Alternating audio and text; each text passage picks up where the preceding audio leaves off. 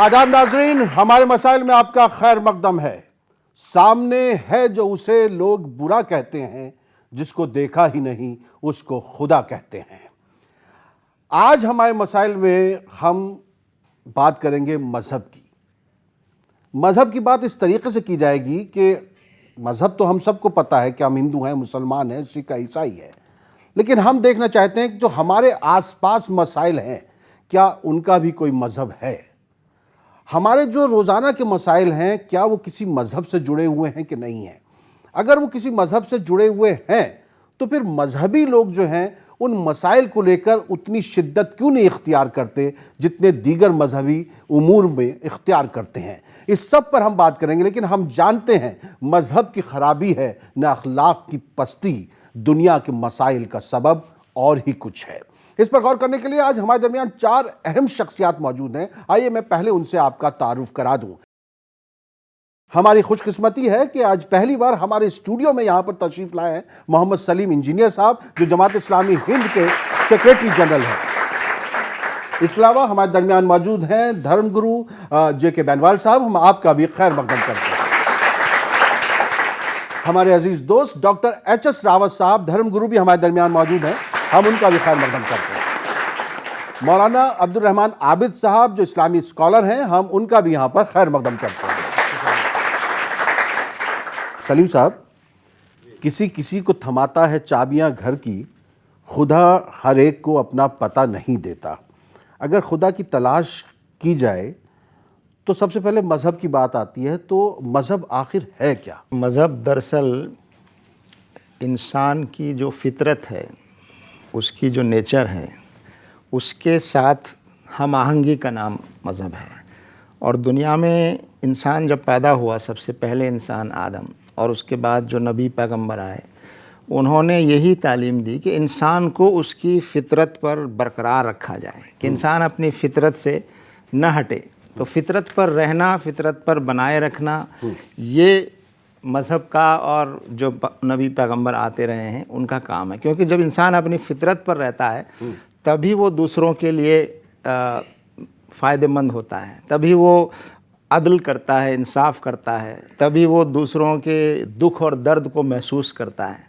तो अगर वो अदल पर कायम ना रहे, यानी फ़ितरत, इंसान की जो फ़ितरत है वो असल चीज़ है। तो मज़हब दुनिया में शुरू से एक ही रहा है, जो जिस पर इंसान को पैदा किया गया है, और उसी को याद दिलाने के लिए बार बार नबी और पैगंबर आते रहे। लेकिन अब ये जो मुख्तलिफ़ शक्लें बन गई हैं, ये इंसानों की बनाई हुई हैं। जो शक्लें अलग अलग बन गई हैं, असल मज़हब तो एक ही है, एक ही धर्म है जो ईश्वर की तरफ से आता है, ये हमारा मानना है।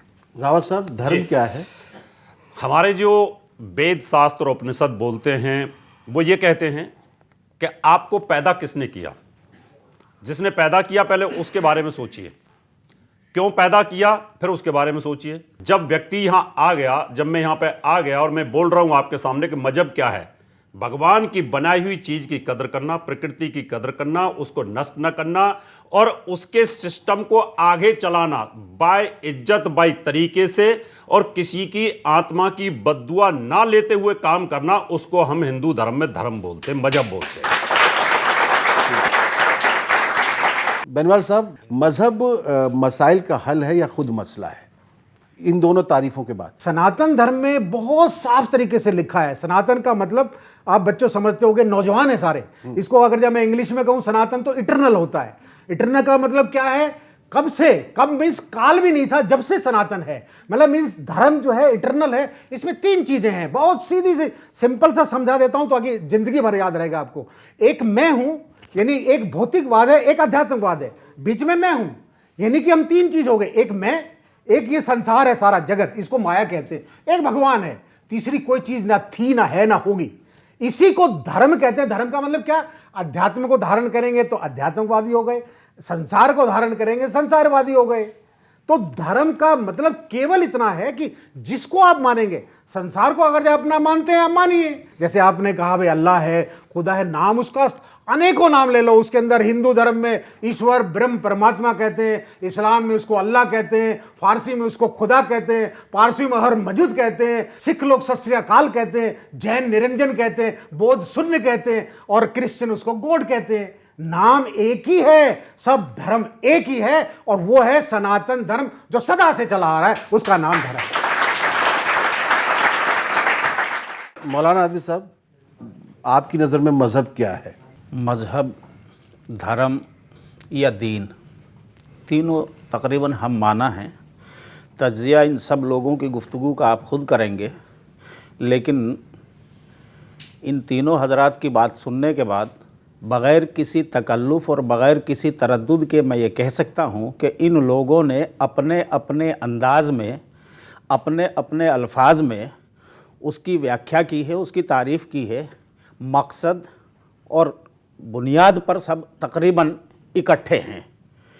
इसको बहुत आसान लफ्ज़ों में अगर मैं अपने तौर पर कहूँ, इंसान को पैदा करने वाला रब है, और रब को मानना और रब की मानना यही धर्म है, यही मज़हब है। और इस्लाम में कुरान सबसे बुनियादी किताब है, उसकी सबसे पहली आयत ही अल्हम्दुलिल्लाहि रब्बिल आलमीन है, रब्बुल मुस्लिमीन नहीं है। रब है वो तमाम आलमों का, और आलमों में इंसान भी आ गए और जितनी अन्य तमाम मखलूक़ात हैं वो सब भी उसमें आ गई, जीव जंतु भी आ गए, पूरी प्राकृतिक आ गई, जैसे हमारे बेनीवाल साहब और रावत साहब कह रहे थे अभी। हमने जिस अंदाज में फिर हम उसको थोड़ा सा महदूद या करते हैं, या उसकी कह लीजिए एक तारीफ़ बयान करना शुरू करते हैं, तो हम कहते हैं कि जो रब हमारा पैदा करने वाला है, उसने हर दौर में अपने बंदों को सही दिशा में चलने के लिए एक धर्म दिया है। उसके कुछ ज़ाब्ते, उसके कुछ कानून हैं, और वो ऐसा नहीं कि ऊपर से एक किताब की शक्ल में आपके ऊपर छोड़ दिया गया, बल्कि उसको सिखाने के लिए एक शख्सियत पैदा की, जिसे हम अपनी ज़बान में नबी कहते हैं और दूसरी ज़बान में ऋषि मुनि लोगों ने कहा है।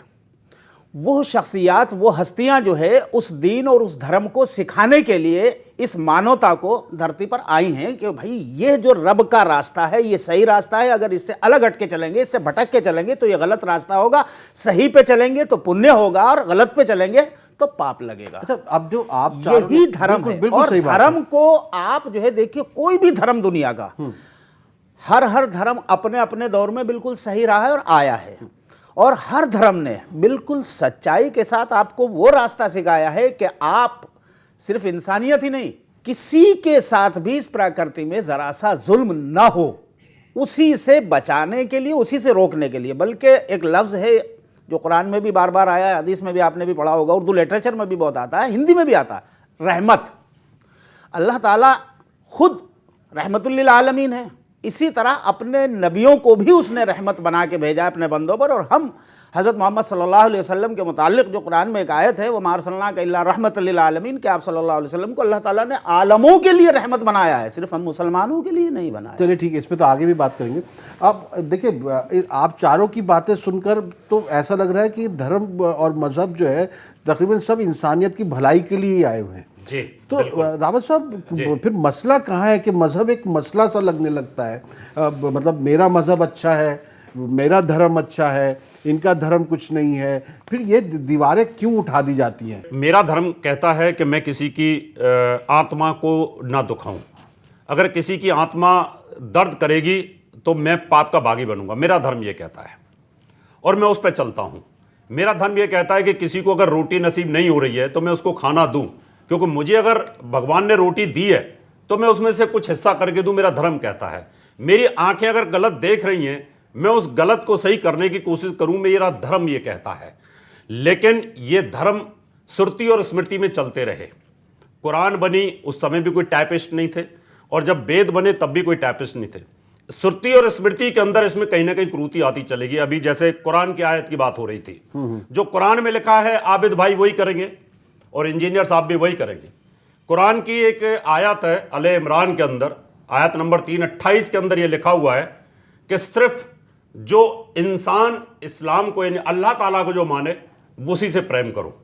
अगर उसको, उस कुरान को अगर लेकर के मैं चलता हूं, उस आयत को लेकर के चलता हूं आले इमरान को, कि भाई अगर आप हिंदू हैं या तो इस्लाम कबूल कर लो इस्लाम अगर कबूल नहीं करते हो तो आपसे मेरा कोई भाईचारा है ही नहीं। अब जितने भी मौलवी हैं, जितने उस सूरा को मानने वाले हैं, आयत को मानने वाले हैं, वो तो उसी रास्ते पे चलेंगे। और मैं हिंदू हूं, मैं डॉक्टर रावत हूं, तो बोलेंगे कि ये तो हिंदू है, इसको मत मानिए, ये हमारा सच्चा दोस्त हो ही नहीं सकता। जब तक ये इस्लाम कबूल ना करे, जब तक इससे प्यार ना करो, तो विरोध हो गया। और यही विरोध इतना बढ़ता चला गया, वही बाइबल कहती है, वही अलग अलग तरीके से ये दो फाड़ होती चली गई। और वही एक कारण है कि आज हिंदू और मुसलमान और दूसरे लोग एक दूसरे के धर्मों पे कहीं ना कहीं छींटाकशी करते हैं। अब अगर इस आयत की गहराई में जाया जाए तो किस मौके के लिए है, किस तनाजुर में है, किस वक्त के लिए आई है, क्या ये पूरे हमेशा के लिए है, हाँ। इस पर भी गौर करना होगा। लेकिन ये नाज़रीन, यहाँ वक्त तक मुख्तसर वक्फे का हम लौट कर आएंगे। बहुत अच्छी गुफ्तगू हो रही है। देखिए, हम हमारे मसाइल में बहस नहीं करते, हम गौर व फिक्र करते हैं। खुदा ऐसे एहसास का नाम है, रहे सामने और दिखाई न दे। लौट कर आते हैं इस मुख्तसर वक्फे के बाद।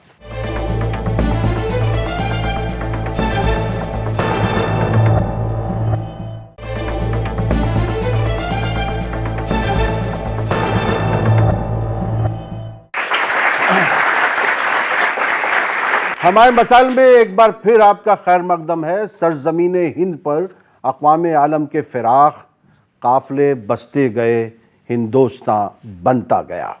आज हम बात कर रहे हैं मज़हब के हवाले से अपने मसाइल पर।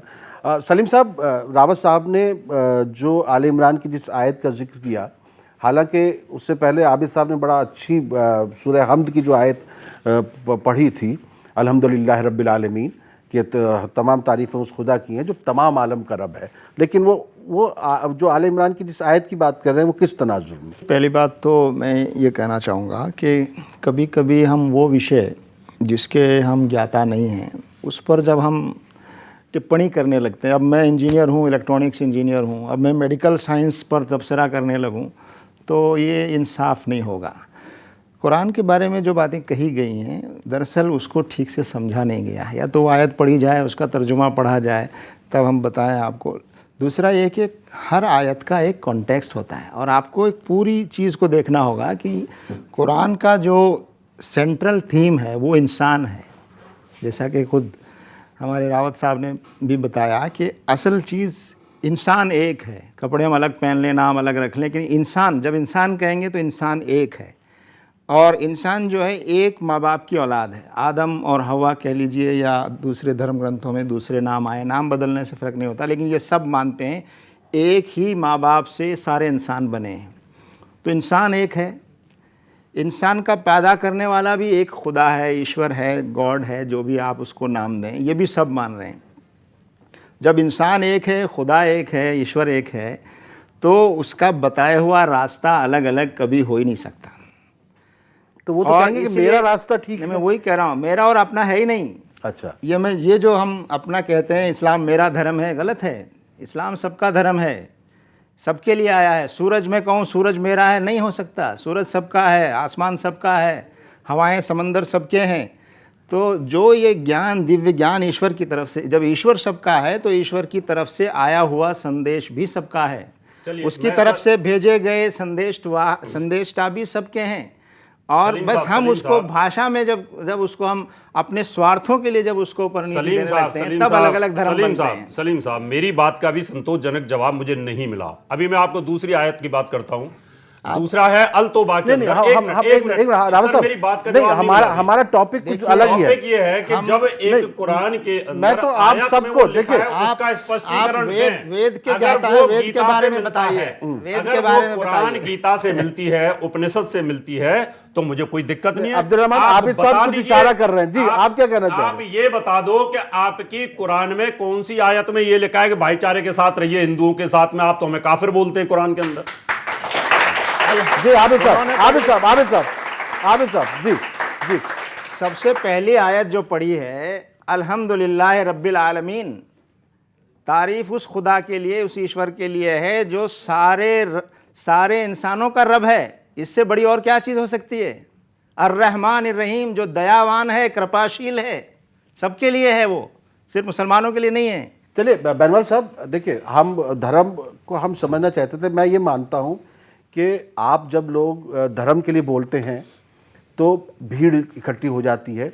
जब ये लोग मज़हब के नाम पर लोगों को इकट्ठा करते हैं तो इनके यहाँ भी बहुत भीड़ आ जाती है।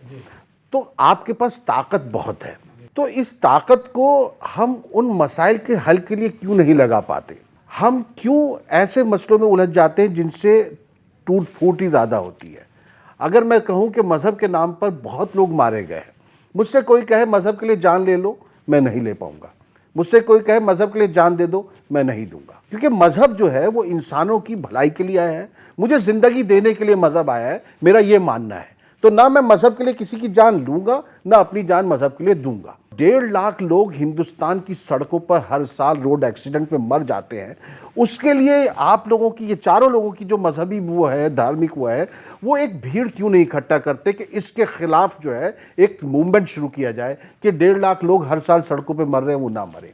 भूख से बच्चे मरते हैं, हंगर इंडेक्स में हम 119वें मुल्कों में 100वें नंबर पर हैं। इसके खिलाफ मजहब क्यों नहीं जागृति पैदा करता? देखिए, सीधा सा अनादिकाल से दो वाद चल रहे हैं, भौतिकवाद है, आध्यात्मिकवाद है, अनादिकाल से चल रहे हैं, आज से नहीं चल रहे हैं। ये जो पंथ की बात आ रही है, हमारे इंजीनियर साहब भी सहमत होंगे, मौलाना साहब भी सहमत होंगे, ये तो अभी इस्लाम धर्म तो अभी 2-2.5 हजार जितने साल से आया है। मैं अपने धर्म की, देखिए हमने, हमारे आचार्यों ने बताया है और बताया नहीं है। जो आप कह रहे हैं भीड़ की बात, ये आध्यात्मिकवाद, ये भौतिकवाद की बात कर रहे हैं। हमें अलग अलग, देखिए अगर यार रसोई में बनाने वाली माँ ना हो तो रसोई ना बने, बाहर से नौकरी करने वाला इंजीनियर ना, तो नौकरी पर रोटी कहां से आएगी? इसलिए भगवान ने अलग अलग काम बांटे हैं। हमारे यहाँ पे 4 वर्ण बनाए गए, 4 वर्ण के अंदर है ब्राह्मण, वैश्य, क्षत्रिय। नहीं, आप समझे नहीं, मैं कह रहा हूं कि आपके पास शक्ति बहुत है, इनके पास शक्ति बहुत है। सलीम इंजीनियर साहब, जमात इस्लामी हिंद के, इनके बहुत सारे लाखों फॉलोअर्स हैं। ये जो शक्ति है, ये लोगों की भलाई के लिए क्यों नहीं इस्तेमाल हो रही? हमारे आचार्य ने ये शक्ति दी, हमारे को ये अपॉइंट किया गया, हमारे गुरुओं ने बताया। हमारे यहाँ गुरु शिष्य की परंपरा है, मेरे गुरु हैं, मेरे गुरु के गुरु, गुरु के गुरु, गुरु के गुरु, और वो आखिर में हमारे वेद व्यास के गुरु, ये ऐसे चलती आ रही है। और अभी कलयुग का ये जो आप प्रभाव बता रहे हैं, कलयुग की बात है। तो ये 2 बात जो चल रहे हैं, तो सीधी सी मैं फिलोसफी बताता हूं ना, हम 2 हैं, एक हमारा शरीर, एक हमारी आत्मा है। मुझे बताइए आत्मा का कौन सा धर्म है, शरीर का कौन सा धर्म है? यहां इतने बैठे हैं, टोपी निकाल दे, पीला पहना दो, तो मुझे बता दो कौन से धर्म का, एक भी बता के दिखा दे कि ये हिंदू है, मुसलमान है। तो ये तो हमने पैदा किए हैं यहाँ पर, हम 2 नहीं, हम दो हमारी आत्मा है। मरने के बाद में हम यहाँ लेटे रहते हैं, अरे वो रमेश वो तो चला गया, राम नाम सत्य हो गई, अरे लेटा पड़ा है, अरे नहीं तो शरीर है, ये माटी है, इसकी माटी में जाना है अभी। तो इसका मतलब सीधी सी बात यह है कि शरीर अलग है, आत्मा अलग है। खुदा का पता कहीं नहीं है, खुदा आपके साथ रहता है, केवल आप रियलाइज कर लें यही खुदा है, यही भगवान है, यही ईश्वर है, केवल आप रियलाइज करें आपके अंदर। आबिद साहब, एक भूखा बच्चा देखकर क्या उसमें खुदा होने का एहसास होता है? भूख से हर साल 3 लाख लोग हिंदुस्तान में मर जाते हैं। ऐसे में क्या हमें मजहब की लड़ाई छोड़ के इस तरह की लड़ाइयों में आगे नहीं आना चाहिए? हम इंसान की भलाई के लिए बातें करें, हम मजहब में कब तक उलझे रहेंगे? रावत साहब जिस जगह से बात को समझने की कोशिश कर रहे हैं, मेरे ख्याल से वो कुछ देख रहे हैं और कुछ को देख नहीं पा रहे हैं। मेरे ख्याल से पूरी चीज़ को पहले देखना और फिर उसको समझना चाहिए। कुरान करीम की एक बहुत ही वाज़े आयत है, आपने भी बारहा पढ़ी होगी, कुंतुम खैरा उम्मतिन उखरिजत लिन्नास तामुरूना बिल मारूफ व तनहूना अनिल मुनकर व तुमिनूना बिल्लाह। अल्लाह ताला ने हमें ये हुक्म दिया है कि, और बताया है हमें कि तुम तो पैदा ही इसलिए किए गए हो कि इंसानियत की भलाई करो। हमें इंसानियत की भलाई करने के लिए इस शर्त के साथ भेजा है कि तुम ईमान लाए हो अल्लाह पर। तो ईमान के साथ इंसानियत की भलाई, यह बुनियादी धर्म है। चलिए एक सवाल ले लेते हैं। तमाम नबियों ने, नहीं, तमाम मजहब एक बात और कह भलाई कर रहे हैं, मुझे ब्रेक पे जाना है, केवल एक सेंटेंस। हाँ। दूसरी जगह कुरान में ही अल्लाह ताला ने एक चीज और कही है। हाँ। कि इंसानों और जिन्नों को सबको पैदा करने का मकसद ही अल्लाह ताला ने अपनी इबादत का रखा। तो हम तो सिर्फ इंसानों की बात नहीं करते, मुसलमान होने के नाते हम तो जिन्नों के साथ भी वही जज्बा रखेंगे। लेकिन वो जमीन पर नजर नहीं आ रहा है, माफ कीजिएगा। हाँ, कोई सवाल है? अभी सर बता रहे थे कि बच्चे मरते हैं भूख से। पिछले ही दिनों दिल्ली में 3 लड़कियां मर गई थी।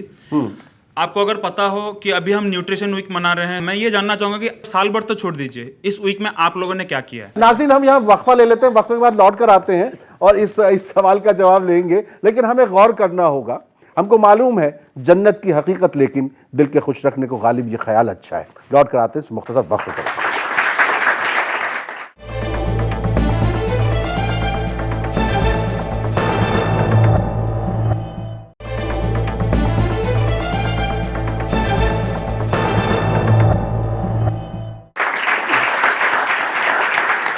यहाँ एक बच्चे के खून से जो लिखा हुआ है उसे पढ़ें, अभी कीर्तन तेरा पाप है, अभी मेरा सजदा हराम है। आज हम गौर कर रहे हैं कि मज़हब क्या भूख का भी हो सकता है, मज़हब क्या उन बच्चों का भी हो सकता है जो हमें सिग्नल पर भीख मांगते नजर आते हैं। अगर हम हिंदुओं की बात कर रहे हैं, अगर हम मुसलमानों की बात कर रहे हैं, तो उनमें कोई ना कोई बच्चा हिंदू या मुसलमान ज़रूर होगा। हम उनकी फिक्र क्यों नहीं करते? हमारे आसपास जो हिंदू मुसलमान हैं, हमारे घर में जो काम करने वाले नौकर हैं या दूसरे लोग हैं, हम उनको भी उस मज़हब की ऐनक से क्यों नहीं देखते? उनके लिए भला क्यों नहीं सोचते? तो क्या ये सब कुछ हम जो है वो सियासी ऐनक से कर रहे होते हैं या किसी एजेंडे के तहत कर रहे होते हैं? हमें इस पर भी गौर करना है। वक्फे में जाने से पहले एक सवाल बच्चे ने पूछा था, उसका जवाब। देखिए, अभी सवाल पूछा था कि जो 3 बच्चियां अभी भूख की वजह से मृत्यु को प्राप्त हो गई, तो हम लोगों ने क्या किया? ये काम सरकार का है, सरकार के पास पूरा डाटा है, सरकार के पास रिकॉर्ड है। लेकिन जो हम धर्म के तौर पर कर सकते हैं, हमारे मंदिर के अंदर, हमारे गुरुद्वारे के अंदर हम लंगर चलाते हैं। अगर किसी को ना पता हो तो जा सकता है, वो अगर भूखा है तो जाए, वहां पर उसको मिलेगा जरूर। लेकिन जिसके बारे में हमें पता ही नहीं और उसके बारे में हम कैसे, हमारे पास कोई डाटा नहीं, ये सरकार की जिम्मेवारी पड़ती है। हम सरकार को चुनते हैं और सरकार को ये बोलते हैं कि भाई आप केस रहते हुए सरकार में कोई भूखा ना मरे, कोई भूखा ना सोए, ये उसकी जिम्मेवारी है। लेकिन उसके बावजूद भी, जैसे अभी आपने कहा था, अभी आपने कहा कि भाई ये जो भीख मांगते लोग हैं या जो गरीब लोग हैं, इनके लिए काम किया हमारा एनजीओ काम करता है, हम इनके लिए काम करते हैं। लेकिन होता क्या है कि ये जो रैकेट्स जो चल रहे हैं, इनको उठा लेते हैं कहीं से बच्चों को और इनको रोकते हैं, इनको अच्छी सुविधा देते हैं और उसके बावजूद भी ये पलट जाते हैं। एक बेकारी आ गया ऐसे ही, भीख मांगने लगा। मैंने कहा बेटा हमारा एनजीओ चलता है, तू हमारे पास जॉब कर ले। कहता कितनी तनख्वाह दोगे? उस टाइम मैंने कहा 5,000 दे दूंगा। कहता 10,000 मेरे से ले लो आप और मेरे यहाँ काम कर लो। यानी मैंने कहा 5,000 तनख्वाह दूंगा, बोलता 10,000 आप मेरे से ले लो। मेरी 2 लाख रुपए महीने की कमेटी चलती है, मैं इतनी भीख मांगता हूं। तो लोगों का एक पैसा बन जाता है जब ये अपनी जमीर को बेचते हैं, अपने मजहब को बेच देते हैं, अपने धर्म को जब आदमी बेच देता है, अपनी आत्मा को बेच देता है, तो आदमी भीख मांगता है। एक जो व्यक्ति जेन्युइन आदमी होगा वो जल्दी से भीख नहीं मांग पाता। रावत साहब वही बात मैं कह रहा हूं। देखिए, आप सब चारों लोग जब सरकार के ऊपर दबाव बनाते हैं तो सरकार जो है फिल्म उतार देती है, सरकार जो है सख्तियां कर देती है, सरकार बहुत सारे ऐसे फैसले ले लेती है, सरकार जो है घबराने लगती है। तो इस तरह का दबाव सरकार पर आप क्यों इस तरह के इश्यूज पर नहीं उठाते हैं? मसला ये है। जी, कोई सवाल? मेरा सवाल उनसे, इंजीनियर साहब से। इन्होंने कहा कि हमारे सूरज चांद सब एक हैं, तो जब सूर्य नमस्कार करने की बात आती है तो आपके कौम से कोई आके बोलता है कि सूर्य हिंदुओं के भगवान है, तो हम उन्हें नमस्कार क्यों करें? हम नहीं, बल्कि ईश्वर ने सबको पैदा किया और उसने ही ये मार्गदर्शन दिया जिसको हम धर्म कहते हैं कि ईश्वर के सिवा जितनी चीज़ें हैं वो सब बनाई हुई हैं। सिर्फ ईश्वर है जिसको किसी ने नहीं बनाया है, ईश्वर ने सबको बनाया है। तो हम ईश्वर के आगे झुकते हैं, उसको नमन करते हैं, उसकी आराधना करते हैं, उसकी पूजा करते हैं। उसके अलावा और किसी की पूजा नहीं हो सकती, क्योंकि बाकी सब चीज़ें जो है उसके ज़रिए से बनाई गई हैं। तो जिस तरह इंसान बनाया गया है, सूरज भी बनाया गया है। तो दरअसल मैंने ये क्यों करते हैं फिर? चांद की कोई पूजा नहीं करता। ईद का चांद देख करके ईद क्यों करते हैं फिर आप? देखिए, यही मैं कह रहा हूँ कि अधूरी जो ज्ञान होता है ना, नीम हकीम खतरे जान। तो सही बता दो, मैं तो यही कह रहा हूँ, यही कह रहा हूँ। मैं शिक्षक हूँ, आप मेरी बातों का मुझे संतोषजनक जवाब दीजिए सलीम साहब। मैं शिक्षक हूँ, कोई मुसलमान लेकिन कुरान की नॉलेज मैं पढ़ता हूँ, लेकिन आप सही कर दीजिए। सुनिए रावत साहब, चांद की इबादत नहीं की जाती है, कोई इबादत नहीं करता। चांद जिस तरह जरूरत ही नहीं, जिस तरह आपके यहाँ चंद्रमा नहीं, जिस तरह आपके यहाँ चंद्रमा के अनुसार तिथि निर्धारित होती है। शुक्रवार की भी कोई जरूरत नहीं, जुम्मे की नमाज की भी जरूरत नहीं है। जी आबिद साहब, जी आबिद साहब। देखिए, चांद देखने की इसलिए ज़रूरत है रावत साहब, अगर चांद देखना आप छोड़ देंगे तो फिर आप ना होली मना सकेंगे टाइम पर, ना दिवाली मना मेरी बात मत छोड़ो, आप नहीं करिए, आप अपनी बात का जवाब दो। चांद को देखना, मैं तो सबको मानता हूं, चांद को मैं तो मस्जिद के सामने भी झुका लेता हूं सिर और गुरुद्वारे में भी, लेकिन आप नहीं झुकाते। मैं वही कह रहा हूँ, मैं उसी जा रहा हूँ। बच्चों सुनो, क्योंकि बहुत ही अच्छी आज एक सार्थक बहस हो रही है और मैं समझता हूँ कि इसका दर्शकों को भी फायदा होना चाहिए। सिर्फ ये नहीं कि हम बोल के उठ के चले जाएं। देखिए, चांद और सूरज से जो हमारे महीने हैं ना, ये जिनको हम अंग्रेजी महीने समझते हैं, ये सूरज का हिसाब है और जिनको हम जो है कमरी अरबी का एक लफ्ज़ है और हम उसको चांद के महीने गिनते हैं, जैसे होली, दिवाली और ईद, बकरीद, सारे उसी से त्यौहार जो होते हैं, ये जो है असल में हमारे हिंदी पंचांग में वो आता है, हिंदी पंचांग में, तो ये हमारे हिसाब किताब का उसी के लिए देखा जाता है कि अब हमारे 29 रोजे हो गए, आज कहीं अगर चांद नजर आ गया तो फिर इसका मतलब रमजान खत्म हो जाएगा। अब जो है कल को ईद हो जाएगी, अगर नहीं दिखाई देता तो भाई कल को भी रोजा रखना है, 30 के बाद जो है फिर रोजा ईद होगी। तो वो असल में हिसाब किताब के लिए, पूजा के लिए नहीं। रावत साहब ये मुगालता दूर कर लीजिए एक बात। फिर कह रहा हूं अरे रावत साहब, अगर चांद, रावत साहब हिसाब के लिए देखना जरूरी है भाई। अगर चांद इतना मोतबर होता, इतना एतबार वाला होता, तो महबूब को चांद क्यों कहते, अपनी माशूक को चांद क्यों कहते? ये भी एक जवाब है, क्योंकि ये भी एक जवाब है। और दूसरा ये, अगर ना देखते रावत साहब तो फिर देखिए, जब तक आप पहचान नहीं करेंगे तो फिर आप 1 लाख की जगह कहीं ऐसा ना हो 1000 रुपए लेके चले आए बैंक से। पहचानना जरूरी होगा आपको हिसाब किताब के लिए। एक बात देखिए, मैं एक दूसरी चीज कहता हूं, 1 मिनट, इसका मतलब ये रहा कि इस्लाम में खुदा की बनाई हुई चीजों की भी आप कहीं ना कहीं इबादत के तौर पे याद करते हो। नहीं, इबादत नहीं, इबादत नहीं होता था। मंगलवार को नमाज पढ़ लेते तो क्या दिक्कत है? शुक्रवार को तो करते हो। रावत जी, नहीं, फिर आप कहते हैं मंगलवार को क्यों पढ़ रहे हैं? रावत भाई, फिर आप कहते हैं मंगलवार को क्यों पढ़ रहे हैं? देखिए,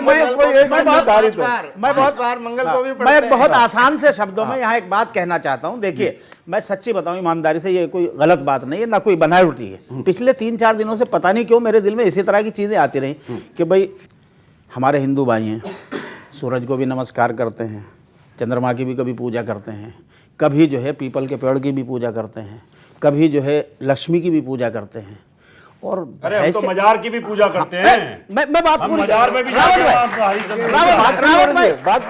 आप ही के मन की बात कह रहा हूँ, आप ही की तरफ आ रहे हैं, उसी तरफ आ रहे हैं जी। और मैं बहैसियत एक मुसलमान के कि भाई किसी की पूजा नहीं करता सिवाय एक अल्लाह के। ये मैंने कहा, जबकि अपने अपने वक्त में जो भी धर्म, दीन, मजहब अल्लाह ताला ने अपने ऋषियों, मुनियों, नबियों पर भेजा है, वो अपने अपने वक्त में बिल्कुल सही, बरहक और हकीकत है। लेकिन फिर कुरान की एक आयत पर नज़र पड़ी। अल्लाह ताला ने कुरान में कहा है, हमें खिताब करके, इंसानों को, मुसलमान को खिताब नहीं है वहाँ पे, सिर्फ इंसानों को, और इंसान सब लोग हैं ये। और कुरान में तो 2 आयतें, एक सूरत पूरी है कुल औज़ु बिरब्बिल फलक, जिसमें इंसानियत को ही सीधा सीधा हो। तो अल्लाह ताला ने इंसानों को बिल्कुल सीधे सीधे खिताब कहते हैं उसको उर्दू में, कि आपको जो है सामने रख कर के खिताब किया है अल्लाह ताला ने, और कहा है कि ये सारी प्रकृति में जितनी चीज़ें, ज़मीन, आसमान, चांद, सूरज, सितारे, हर चीज़, नदी, नाले, जो कुछ भी है, सोना चांदी, हर चीज़ तुम्हारे लिए है, लेकिन तुम मेरे लिए हो, यानी तुम मेरे अलावा किसी की पूजा नहीं करना। देखिए कंट्राडिक्टरी कहाँ पे आ गई ये है। मौलाना साहब ने बनीवाल जी पूरी बात हो गया, पूरी बात आपकी रह गई। देखिए, जैसे श्री अर्जुन ने, एक बात अभी रावत जी ने भी कही थी, आपने भी शायद उस तरफ कहा था, जब हम महाभारत को, पिछले दिनों में एक अपने मकाले के चक्कर में पढ़ रहा था महाभारत को, का उर्दू तर्जुमा देख रहा था, तो महाभारत में श्री अर्जुन जो है उनसे कहते हैं एक जगह कि भाई जहाँ ज़रूरत हो वहाँ पर आदमी को उसी के एतबार से अपना अमल करना चाहिए। तो असल बात जो है बेनीवाल जी और रावत भाई, रब का हुक्म जो है वो असल धर्म है। जहां वो कहता है कि आज आपको व्रत रखना है, वहां पर आपको व्रत ही रखना होगा। जहां ये कि नहीं अब आपको अन्न खाना है तो अन्न खाना ही जो है वो धर्म। बच्चों से सवाल ले लो। मेरा सवाल इंजीनियर सर और मौलाना साहब से है। सर, आप अल्लाह की इबादत करते हो और हम भगवान की पूजा करते हैं। सर, आप मुझे ये बता सकते हो मरने के बाद हम अल्लाह की जन्नत में पहुंचेंगे या भगवान के स्वर्ग में? अगर हम लोग एक ही जगह मिले तो आप लोग क्या कहेंगे? अगर हम सब एक ही जगह मिले तो उसके पास ईश्वर के जो आदेश आए हैं, एक बात मैं यहाँ कहता चलूँ, बेनीवाल जी ने एक बात कह दी थी, उससे गलतफहमी पैदा हो रही है, और वो ये कि इस्लाम धर्म तो मोहम्मद साहब के आने के बाद पैदा हुआ। मोहम्मद साहब इस्लाम धर्म के सबसे अंतिम पैगंबर हैं, और सबसे पहले इंसान जो आदम थे, जिनसे सारे इंसान बने हैं, वो सबसे पहले इंसान थे। और इसका कोई इतिहास है नहीं। आदम को किसने बनाया? और 1436 ईश्वर ने 1436 अरे आदम को किसने बनाया? देखिए मैं आदि कारण पूछ रहा हूँ। और मुस्लिम आदि उसको- कारण केवल हमारे सनातन धर्म में लिखा है। ब्रह्म की परिभाषा भी सनातन धर्म में लिखी है। जैसे आपने कहा कि भगवान को एक बनाया, भगवान ने कुछ नहीं बनाया है। और आपको बताऊं मैं, हमारी एक वेद की छोटी सी वाणी बताता हूं। आकाशा आकाशा शंभु शंभु वायु वायु और पृथ्वी पृथ्वी अग्नि आपा बता रहा है, वेद बता रहा है। पहले क्या बना? आकाश, खाली जगह। खाली जगह स्पर्श तो नहीं होता, नहीं खाली जगह। इसके बाद क्या बनी? वायु। वायु का स्पर्श होता है। वायु के बाद क्या बनी? जल। जल से क्या बना? अग्नि। अग्नि से क्या बना? पृथ्वी। पृथ्वी से औषधि। तो किसने बनाया? भगवान ने ये बनाने के बाद हम लोगों के लिए बनाया और स्वयं सर्वव्यापक हो गया। इसलिए कहा गया है, आपके यहां भी यही बात कही गई, ये उर्दू में कही है, मैं हिंदी में कह रहा हूं कि भगवान सर्वव्यापक है। ये यहाँ वक्त है, एक मुख्तसर वक्फे का हम लौट कर आते हैं। और देखिए, मुझे लग रहा है कि आज जो है ये गुफ्तगू मुकम्मल नहीं हो पाएगी। हमें लगता है कि अगले हफ्ते फिर हम इन्हीं लोगों के साथ इन्हीं लोगों के साथ बैठेंगे और इस तरह की बातें जो हैं चैनलों पर होनी चाहिए। लेकिन यहाँ वक्त है, मुख्तसर वक्फे का हम लौट कर आते हैं।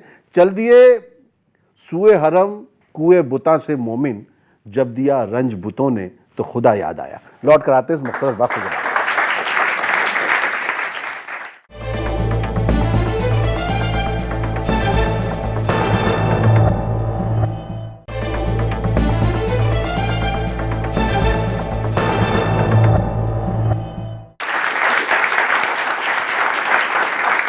हमारे मसाइल में आपका एक बार फिर खैर मकदम है। आज हमने सोचा था कि हम मजहब के हवाले से अपने उन मसाइल पर गुफ्तगू करेंगे जो वाकई हमारे असल मसले हैं। भूख, बेकारी, बेरोजगारी, सड़क हादसात में लाखों लोगों की अमवात, इन सब पर बात करेंगे। लेकिन मजहब एक ऐसा मौजू है, इसमें जाने के तो बहुत से दरवाजे हैं, इससे बाहर निकलने का रास्ता जो है बड़ी मुश्किल से मिलता है। तो हमें ऐसे ही लग रहा है, फारूक नास्की साहब का एक बड़ा अच्छा शेर है कि तू खुदा है तो बजा मुझको डराता क्यों है, तू खुदा है तो बजा मुझको डराता क्यों है, जा मुबारक हो तुझे तेरे करम का साया। हाँ, कोई सवाल पूछ रहे? मेरा सभी लोगों से एक सवाल है। हम आज धर्म के ऊपर जो लड़ रहे हैं, अयोध्या का एक जैसे ले लेते हैं। हिंदू कहते हैं कि हमें राम मंदिर बनाना चाहिए, मुसलमान कहते हैं कि वहाँ पे मस्जिद बननी चाहिए। मान चलो वहाँ पे अगर राम मंदिर बन जाता है या मस्जिद बन जाती है, उससे हम लोग को क्या फ़ायदा होगा? देखिए, बहुत सिंपल से सवाल है। हमने इतने हजारों मंदिर तोड़े, मुस्लिम मुगलों ने आके तोड़े, हमने कोई एतराज नहीं किया, हजारों तोड़े हैं। लेकिन मुझे ये बताइए, हमारे राम की प्रभु की एक जन्मभूमि है, हम हजारों मंदिर में कुछ नहीं मांग रहे, एक जन्मभूमि मांग रहे, और वो भी भगवान प्रभु के जन्म स्थान की। मुझे बताइए कौन ऐसा है, अगर जा हमारे अल्लाह ताला का प्रोफेट मोहम्मद की जन्म स्थान है मदीना में, वहां कोई क्लेम करे और कहीं करे तो उसको कितना दुख लगेगा। हमारे हिंदुस्तान में मुझे बताइए, 2 बार हम धर्म के नाम पे बटे, पाकिस्तान बना, बांग्लादेश बना, किसके नाम पे बना? धर्म के नाम पे बटा। अरे भाई, जब बट गया था तो एक हिंदू राष्ट्र बन गया, एक इस्लाम राष्ट्र। आप जाइए, लेकिन हमारा दिल देखिए, हिंदुओं का कितना विशाल दिल। अगर नहीं भाई, आप रह सकते हैं यहाँ पर, आप मुसलमान में रहिए, क्रिश्चियन में रहिए, सब रहिए। हम तो सेकुलर हैं और हमारे पाकिस्तान में एक मंदिर नहीं छोड़ा। आज राम जन्मभूमि का जन्म स्थान भगवान का मांग रहे, वो हम नाजायज मांग रहे हैं। मुझे आप बता दिए, अगर ये नाजायज है तो हम नहीं मांगेंगे, कभी नहीं मांगेंगे। बताइए आबिद साहब, सवाल वही है कि मजहब इतनी अहमियत ले लेता है कि हमारी जिंदगी के तमाम मसाइल पीछे चले जाते हैं। आप किसी से कुछ नहीं मांगते, लेकिन उसका दीन ईमान मांग लेते हैं कि साहब हम कुछ नहीं मांग रहे आपसे, लेकिन आप मुझे सिर्फ अपना ईमान दे दीजिए, बस बाकी सब अच्छा है। तो ये धर्म नहीं सिखाता, ये मजहब नहीं सिखाता। मजहब तो ये कहता है कि आप रब को मानिए और रब की मानिए, यही तो धर्म है। तो 9000 वहां पे मुसलमान मर रहे हैं, तो मौलाना साहब बोलिए टीवी के ऊपर, अगर वो बच्चे पत्थर ना उठाए वहां पर, पाकिस्तान से पैसा ना ले, बोलिए आप। देखिए बच्चे ने, वो तो कई बार देवबंद से भी कहा गया, देवबंद से कहा गया, वो तो देवबंद से कहा गया, देवबंद से कहा गया। बच्चे को मुबारकबाद दूंगा कि उसने, ये देखिए कि ये जो नई नस्ल है ना, मेरे ख्याल से इसकी उम्र इस वक्त 24-25 साल से ज्यादा नहीं होगी। अरे ज्यादा बता रहे हैं, उसकी शादी नहीं होगी। ये इस नस्ल के नौजवानों में जब ये चीज आ रही है, आप यकीन जानिएगा, ये जज्बा जब इस मुल्क में बढ़ेगा और फैलेगा कि भैया झगड़े छोड़ो, आपस में कोई नया झगड़ा तो नहीं पैदा हो जाएगा। एक झगड़ा सॉल्व होगा, कोई नया झगड़ा आ जाएगा। झगड़े डालने वाले तो फिर भी आते रहेंगे, लेकिन इस देश की जनता जो है शायद वो झगड़ों में नहीं फंसेगी और वो झगड़े वालों को अलग कर देगी। बस सवाल पूछिए जल्दी से। ऊपर वाले ने धर्म को बनाया या मजहब या इंसानियत को बनाया? क्योंकि अगर भूख ही ना लगे तो, अगर कोई खाना ही नहीं खाए, किसी को अगर पेट ही ना हो तो कोई किस धर्म को माने? हर एक दौर का इंसान नया खुदा लाया, करें तो हम भला किस खुदा की बात करें? रावत साहब। जिस दिन हम पैदा होते हैं और जब गर्भ में पड़ते हैं, गर्भ से लेकर के हम अपने मजहब, अपने धर्म के साथ जुड़े होते हैं। अगर मुसलमान माँ है तो वो अपनी नवाज और खुदा को याद करती है, और अगर वो हिंदू महिला है तो वो 16 संस्कारों को और साथ में गर्भाधान संस्कार से लेकर के पुंसवन संस्कार तक काम करती है और मंत्रों का जाप करती है। हमारे यहाँ अब मन्नू की अगर हम कथा सुनते हैं तो उनको गर्भ के अंदर ही सब कुछ याद था, क्योंकि जो वहां पर उपदेश दिया जा रहा था अर्जुन के द्वारा चक्रव्यूह तोड़ने का, तो मजहब की शुरुआत तो हमारे गर्भ में आते ही शुरुआत हो जाती है और वही सब हम सीखते हैं। उसी के आधार पर हमारे नाम रखे जाते हैं और उसी के आधार पर हमारी नींव रखी जाती है। अगर कोई सच्चा धर्म हो और आप लोगों को वो सही रास्ता दिखाया जाए अमन और चैन का, आपस में भाईचारे का, और वही हमारे इतिहास और हमारे ग्रंथों के अंदर, वेदों के अंदर हो, तो आपका जो मजहब है भाईचारे का बड़ा शानदार रहेगा, कोई लड़ाई झगड़ा नहीं होगा। लेकिन जब हमारे धार्मिक ग्रंथ ही एक दूसरे के विरोध सिखाते हैं, एक दूसरे को कुचलना सिखाते हैं, एक दूसरे पर हमला करना सिखाते हैं, एक दूसरे के देश को कब्जा करना सिखाते हैं, एक दूसरे को भगाना सिखाते हैं, एक दूसरे पर पत्थर मारना सिखाते हैं, तो यहां से हमारे मजहब की दो धाराएं अलग अलग हो जाती हैं। ये इसका कारण होता है। कोई सवाल जी? सर, आप कह रहे थे कि भगवान को पूजना है तो हमें दिल से पूजना चाहिए। तो सर मेरा सवाल यह है कि फिर मंदिर की या मस्जिद की जरूरत है क्या उस स्थान पे? उस स्थान पे हम वहाँ स्कूल बना देंगे या फिर हॉस्पिटल बना दें, एम्स बना दें? राम मंदिर क्यों ना बनाए? सवाल इस बात का है, मंदिर क्यों ना बने भाई? आप देखिए, एक पूरे इस मुल्क के लोगों की आस्था है। नहीं, देखिए मैं आपका सवाल समझ गया हूं। दो तरह की पूजा होती है। अभी हमारे इंजीनियर साहब ने कहा, आपने भी कहा, हमारे यहाँ पूजा भी दो किस्म की होती है। एक ब्रह्म जो है साकार रूप होता है, निराकार होता है, यानी एक सर्वव्यापक है, नजर नहीं आता है, उसी को निराकार। हमारे 8 धर्मों में से 4 वो धर्म निराकार ब्रह्म की जो उपासना करते हैं, मूर्ति पूजा नहीं कहते। एक मूर्ति पूजक है, हम हिंदू मूर्ति पूजक हैं। यानी अभी जैसे डॉक्टर साहब ने बताया कि हमारे 16 संस्कार हैं। पैदा होने से पहले मां के जब बच्चा आता है तो उसका गोद भराई रस्म होती है। 16 संस्कार हैं। मरने के बाद भी हमारा पिंडदान होता है। यानी 16 संस्कारों को लंबी बातें हैं, एक बात संक्षेप में समझ लीजिए। एक वेद मंत्र है, यावत जठरम ही देही नाम, यानी हमारे जठरग्नि जितनी बुझ जाए, दाल रोटी चावल। भगवान ने कहा, देखो बेटा, मैंने बहुत लंबा चौड़ा संसार दिया है आपको, लेकिन आप उतने का हकदार हो मेरे संसार से जितनी आपकी दाल रोटी में पेट भर जाए। आपने भगवान राम के चरित्र को समझा, उनके कष्टों को समझा, उनके गुणों को समझा। आपने किताब पढ़ी, उस किताब में उनका सब कुछ पढ़ा। जब किताब आपके दिमाग में आती है तो किताब की पूजा होती है, आप अपनी किताब की पूजा करते हो।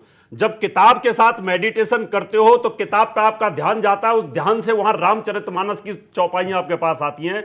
इसीलिए मूर्ति पूजक जब भगवान राम को मूर्ति के तौर में पूजता है तो उसके चरित्र में चला जाता है। दैट इज वाई कि हमारे लिए मूर्ति पूजा आवश्यक होती है, आपके लिए किताब की पूजा आवश्यक होती है। चलिए, बहुत अच्छी बात है। सलीम साहब, क्या लगता है आज की बातचीत से मजहब को लेकर क्या हम लोगों ने बहुत ज़्यादा शिद्दत पैदा कर दी है, और धर्म को लेकर भी? देखिए, यहाँ जो बातें आई है उससे एक चीज़ तो ये लग रही है, जो बार बार हम ये भाषा इस्तेमाल कर रहे हैं, मेरा धर्म, मेरा मज़हब, मेरा ग्रंथ, मेरे संस्कार, असल में ये खुद धर्म के ख़िलाफ़ है। ये चीज़, धर्म किसी का एक का हो ही नहीं सकता। जैसे आपने भी कहा, सब ने कहा, धर्म तो एक ही हो सकता है जो उस ईश्वर ने इंसान को इंसान के मार्गदर्शन के लिए दिया है, और वो इंसान को वो रहना सिखाता है कि वो इंसान की तरह से कैसे रहे। उसके बाद जो दूसरी चीज़ें आती, धर्म, देखिए, धर्म इंसान को जोड़ने के लिए आया है, धर्म इंसान को बांटने के लिए नहीं आया। जो इंसानों को बांटता हो वो धर्म नहीं हो सकता, जो इंसानों को ऊंचा और नीचा बनाता हो वो धर्म नहीं हो सकता, जो सारे इंसानों को बराबरी से देखता हो, सबके साथ न्याय करता हो, सबके साथ इंसाफ की बात करता हो, वही धर्म है। अब इसको जब आप देखते हैं कि ये मेरा धर्म है, ये इनका धर्म है, और हम इस भाषा में बात करेंगे, तो यही असल समस्या की जड़ है। एक चाकू और जो नश्तर होता है, एक सर्जन के पास होता है, सर्जन उसी चाकू से इंसानों की जान बचाता है, लेकिन एक कातिल जो है उसी चाकू से लोगों की जान ले लेता है। तो उसमें चाकू का जो है दोष नहीं है, चाकू के इस्तेमाल का दोष है। आज धर्म का इस्तेमाल, अब बात कहीं चल रही थी और मंदिर मस्जिद का मसला लाया गया, तो चाकू के इस्तेमाल से जान बचा भी सकते हैं और आप जान ले भी सकते हैं। तो ये धर्म का जो गलत इस्तेमाल है राजनीति के लिए, उसने धर्म को बदनाम किया है। धर्म असल में बुरा नहीं है। इन्होंने कहा कि सब एक है, सब एक है तो सिया सुन्नी एक क्यों नहीं है? फिर कर लो पहले, तुम ही एक हो जाओ, हम तो साथ जुड़ जाएंगे आपके। हम तो कहते हैं सारे इंसान एक हैं। जब अगर आप और हम भी एक आदम ने हैं। ये आपको बनाया है तो आप दोनों में दो फाड़ क्यों हैं? नहीं, बड़े- पहले आप ही ही बताइए। नहीं, सुनो ना, मेरी बात का जवाब दो। आप और हम भी एक हैं। आप तो दूसरी और बांटने की बात, हम और आप तो एक आप नहीं तो है। बांटने की हम बात और कर आप रहे एक हो इसलिए ना। नहीं है कि आप लोगों ने हमारे धर्म के, हमारे मंदिरों आपका को धर्म तोड़ा। नहीं है, धर्म आपका हो नहीं सकता। उन धर्म- लोगों ने तोड़ा जो कि धर्म वो कुरान है। को मानते थे, हदीसों को मानते थे, और इस्लाम को मानने वालों ने अगर मंदिर तोड़े हैं तो हम और आप एक हो ही नहीं सकते। वो मुसलमान नहीं थे, राजा थे भाई। अच्छा, वो आ जाते हैं। हमारे यहाँ पे सीधी सी फिलोसफी है, 3 चीजें भगवान ने सब चीज बनाई है। पहले क्या था? भगवान था। अब क्या है? भगवान है। आगे क्या बचेगा? वो भगवान बचेगा। वो भगवान कौन है इसके बारे में हमारे यहाँ स्पष्ट है। श्री कृष्ण भगवान है, श्री राम भगवान है। आपके यहाँ पैगंबर आए हैं, लेकिन आप निराकार मानते हो, उसको मानते नहीं। उसकी शक्ल क्या है? कुछ नहीं है। हमारे उसका काम क्या है? कुछ नहीं है। तो भाई निराकार भगवान का कोई शक्ल ही नहीं, तो भगवान कहां से हो गया? भगवान तो साकार होता है। जैसे बच्चे साकार मूर्ति बैठे हैं, इनकी पूजा हो सकती है, इनकी बात हो सकती है, इनका दुख दर्द सुना जा सकता है। बेनीवाल साहब ने शुरू में एक बात बहुत अच्छी कही कि साहब ईश्वर था, ईश्वर है और ईश्वर ही रहेगा, बाकी सब फना हो जाएगा। ये बात कुरान ने कही है कि अल्लाह था, है और वही हमेशा रहेगा। बाकी ये सब जो अल्लाह ताला ने बनाया है, इसको सब एक दिन ख़त्म होना है। बच्चे ने एक सवाल किया था, मैं वो भी कहना चाहूँगा और भी। देखिए, मज़हब, दीन, धर्म वो है जो आप अपने आप को पीछे करके दूसरे की राहत के लिए अगर काम कर सकते हैं, अपने जज्बे को पीछे करके, लेकिन बस एक चीज़ शर्त है कि रब का हुक्म, आदेश जो है उसकी खिलाफ वर्जी ना होती हो, उसके मुताबिक आप चलिए, वही धर्म है। फिर आप भूखे को खाना भी धर्म खिलाएंगे। है या धर्म है? किसी की हत्या करना धर्म है या धर्म है? अगर आप रब के हुक्म पर बकरा काटते हैं, बिल्कुल धर्म है। तो और इसका अगर मतलब हम ये कहता है कि चोरी और मेरे बदन बेईमानी को काटो। चोरी और बेईमानी रावत साहब, जो कहता है अगले कि हफ्ते, मेरी बनाई चोरी और बेईमानी रावत का साहब, काटते अगले हैं, हफ्ते, तो बकरा अधर्म अगले हफ्ते है, के लिए। वो हराम है। फिर वो अधर्म है, फिर वो हराम है। अगर आप चोरी डकैती बेईमानी का कभी करते भी हैं, भगवान ये नहीं असल कहता क्या है? मेरी बनाई हुई चीज का नाश करिए, वो धर्म है। मैं नहीं मानता इस बात को। देखिए, हम सब एक ही ईश्वर के बनाए हुए, एक ही माँ बाप के हैं, एक। और फिर हिंदुस्तान में रहने वाले तो हम सब एक ही मिट्टी से उठे हैं भाई। हमारा खमीर भी एक है, हमारे माँ बाप भी एक हैं, और हमारा धर्म भी एक ही है कि हम इंसानियत के लिए, भलाई के लिए आए हैं, और रब की मानकर, रब को मानकर चलना है। बात खत्म हो गई। चलिए नाज़रीन, आज जो है वो हम जो बात करना चाहते थे वो बात उस अंदाज से अभी मुकम्मल नहीं हुई है जहाँ तक हमें पहुँचना है। अभी हमने सिर्फ मज़हब को कुरेदा है, और अभी जो है जब आप ये अमृत मंथन होता है ना, मेरे जुनू का नतीजा ज़रूर निकलेगा, इसी सियाह समंदर से नूर निकलेगा। तो अभी अमृत मंथन शुरू हुआ है, तो जब शुरुआत में बहुत कुछ ऐसा निकलेगा जिसमें जो है तकलीफ़ें भी होंगी, बहुत होगी, लेकिन अमृत तक पहुँचना है हमें। आज की गुफ्तगू मुकम्मल नहीं हो रही है, लेकिन हमारी आपसे दरख्वास्त है, आप मज़हब को उस अंदाज से मत लीजिए जिस अंदाज से आपको परोसा जा रहा है। आप सोचिए, मज़हब में सवाल कीजिए। अगर मेरे क्यों का जवाब मेरा मज़हब नहीं दे रहा तो वो मेरा मज़हब नहीं हो सकता। मज़हब के पास हर क्यों का जवाब होना चाहिए। मज़हब पता चला जो मुसाफिर की लाश का, चुपचाप आधी भीड़ घरों को चली गई। लौट कर आते हैं अगले हफ्ते हमारे मसाइल।